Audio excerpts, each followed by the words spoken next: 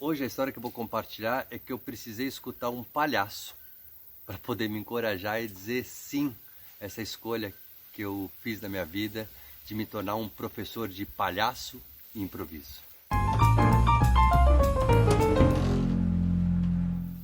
Mais ou menos 2, 3 anos depois que a gente começou a treinar o Jogando no Quintal, houve uma necessidade, um desejo muito orgânico dos palhaços atletas de se tornarem professores, de compartilhar a pesquisa que até então era só da gente, com as pessoas que, quando viam Jogando no Quintal, ficavam com muita vontade, né? Falavam, meu, que história é essa de palhaço improviso? Quando é que vocês vão dar aula?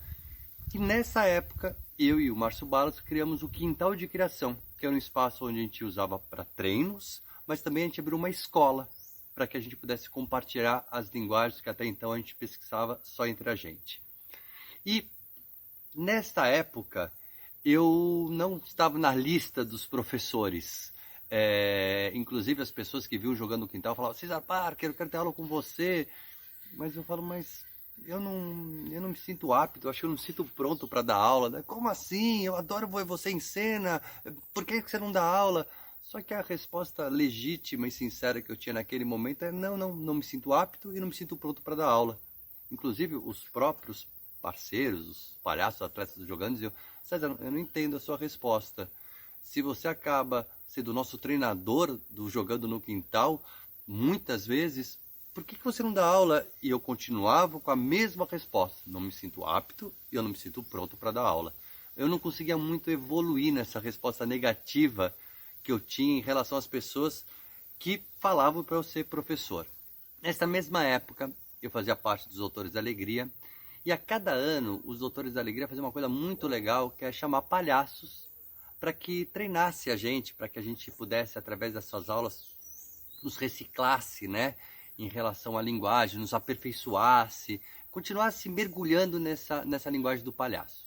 E nesse momento, o palhaço que os Doutores da Alegria chamou para dar aula para a gente, um palhaço chamado Tchacovati, um palhaço de Buenos Aires, argentino, que é um cara incrível, que é uma grande fonte de inspiração.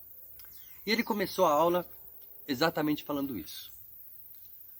Olha, eu demorei para dar aula porque eu tinha a sensação que eu tinha que estar pronto para eu dar aula. Mas parecia que ele estava escutando a minha voz interna, porque era exatamente isso que eu respondia para as pessoas. Só que ele falava assim, mas eu nunca vou querer estar pronto, porque o meu desejo é morrer inacabado. E eu morrendo inacabado, eu não vou estar pronto para dar aula. Só que o meu desejo de aula é tão grande como o desejo de morrer inacabado, então eu nunca vou dar aula. E ele fala assim, pera, então eu vou mudar o meu olhar em relação a dar aula.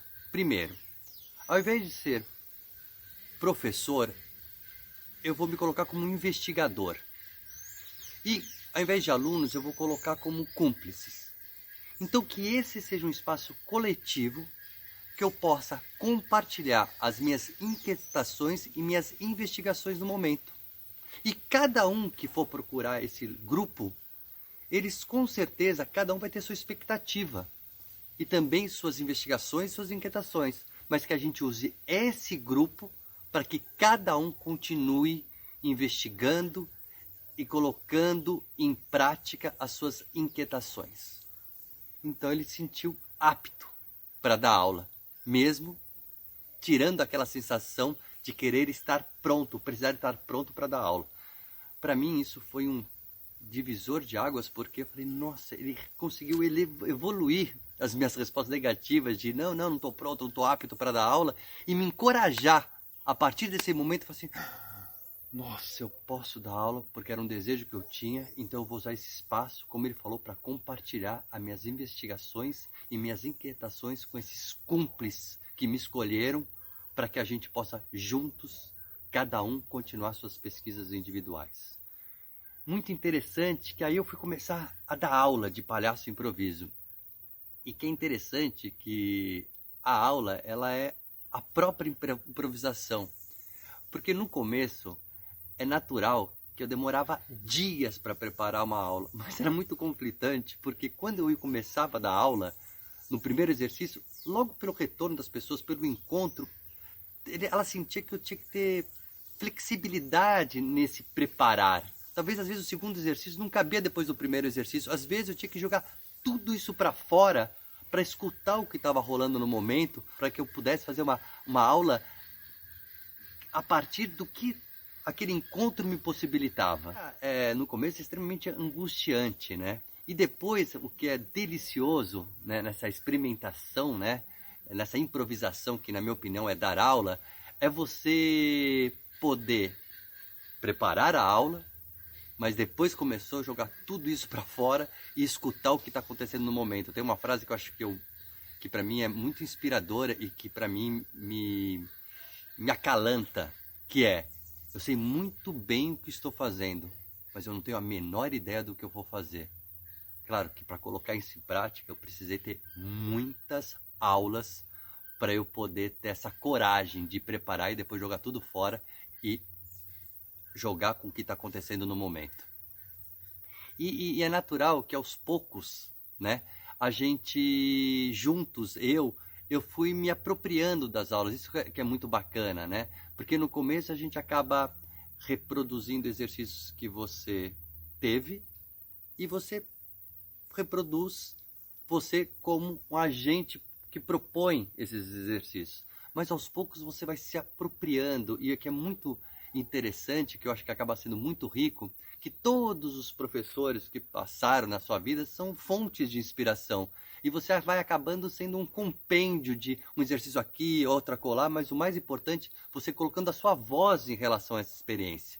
E a partir dessa apropriação e desse compêndio que a gente acaba fazendo naturalmente de todos os professores que passaram na sua vida, tem uma experiência muito bacana. Primeira coisa, quando você começa a se apropriar das aulas, é tirar um pouco dos incômodos que até então você tinha quanto aluno. Por exemplo, aula, quando começa um curso, naturalmente, geralmente, a maioria dos cursos começa: qual que é a sua profissão, quais são as suas expectativas. Isso é algo que me incomodava muito. E quando comecei a dar aula, eu replicava. Muito louco, me incomodava, mas eu replicava porque parecia que eu não tinha autonomia para eu me apropriar das aulas. E aí, e por que me incomodava? Porque eu acredito cada vez mais que a gente não é o que a gente faz, né? Muitas vezes as nossas escolhas profissionais não representam quem você é, né? Na verdade, falar o que você faz, talvez você não se apresente como tal, né? E aí, a partir de aulas que eu tive, vou dar duas pessoas que para mim que me influenciam muito, né? Que é a Juliana Jardim, que deu treinamento para a gente durante 2 anos com Jogando no Quintal, que ela propôs o início de aula, e depois Elisa Rossim, minha parceira de vida e minha parceira de inquietações artísticas. Há 5 anos ela praticamente fez a direção de arte de todos os espetáculos do Quintal. E pegando um pouquinho de uma, pegando de outra, eu me apropriei e começo, geralmente, as minhas oficinas assim. Ao invés de falar o que faz, eu quero que você fale o seu primeiro nome, depois o segundo nome, uma brincadeira, e o terceiro nome, alguém que te inspira. E aí você vai conhecendo as pessoas através da brincadeira. Porque eu digo e acredito que se você quer conhecer uma pessoa, convida ela para brincar, não convida ela para trabalhar, né? Porque brincando a gente está perto da nossa alma. E é muito vertiginoso e muito libertador você começar um encontro sem saber o que faz e conhecer as pessoas através da brincadeira, das suas inspirações, e passar 3 dias conhecendo ela através desse olhar, né? Porque se, por exemplo, eu me apresento como sou engenheiro, sou um advogado, o tempo inteiro eu vou estar entre eu e você essa profissão, e talvez isso me impeça de conhecer quem você é. Então, esse início de oficina, para mim foi muito legal, como tantas outras coisas que eu fui me apropriando e trazendo a brincadeira e a diversão como a nossa maior fonte de matéria-prima para a gente poder brincar de ser a gente mesmo. E nessa evolução que eu digo de me apropriar das aulas, é natural que a gente consiga ver a aula não como algo só nela. O que está acontecendo no nosso entorno, para mim, acabou muito influenciando de que maneira eu estabeleço esse encontro, né? Para mim é um diálogo muito dinâmico do momento que estamos vivendo e o momento que a gente pode fazer esse diálogo do externo para esse grupo que se propôs a trabalhar junto, né? E aí tem uma coisa, nessa tentativa desse diálogo, eu fui reconhecendo na linguagem do palhaço, o improviso, muito, na minha opinião, muito mais além do que uma técnica, e sim instrumentos para que a gente possa treinar ser humano. Hoje, para mim, eu tenho uma necessidade, um desejo de que a gente possa, olha que louco, né? Chegar a pensar que a gente precisa treinar ser humano. Mas como assim treinar ser humano? Sim, para mim um ser humano treinado, né? É muito louco, treinar a ser quem a gente é, né? Ser humano, olho no olho, escutar para transformar, você rir com o outro, não do outro, do outro. Na verdade, isso é bullying, rir com o outro é libertador. Você dá as férias para os seus julgamentos internos e julgamentos externos.